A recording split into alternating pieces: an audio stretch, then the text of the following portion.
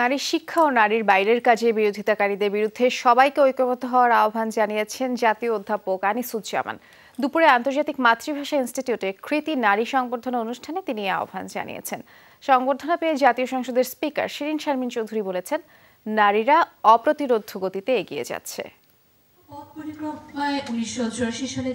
বিশ্ব নারী দিবসে 5 কৃতি নারীকে সংবর্ধনা দেয় বেগম বদরুন্নেসা আহমেদ ট্রাস্ট।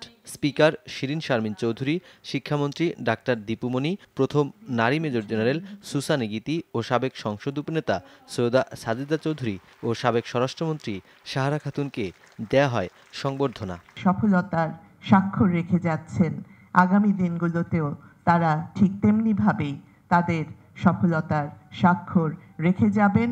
নারী সামাজিকভাবে, সাংস্কৃতিকভাবে, অর্থনৈতিকভাবে, রাজনৈতিকভাবে সকলভাবেই আজকে নারী এগিয়ে এসেছে এবং সেটি আমাদের অগ্রগতির।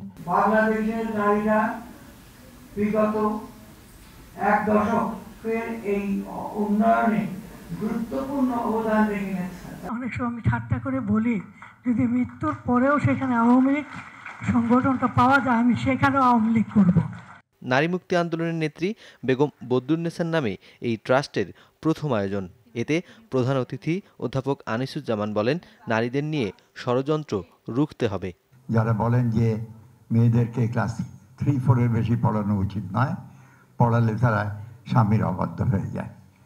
এইটা যে 2019 সালেও আমরা শুনছি, যারা মনে করেন যে নারীর স্থান গৃহকোণে, তাদের সঙ্গে তো যুদ্ধ এখনো বাকি রয়ে গেছে।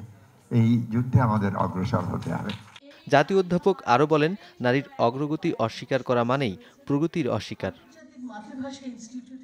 নুরনবী সরকার, যমুনা নিউজ, ঢাকা।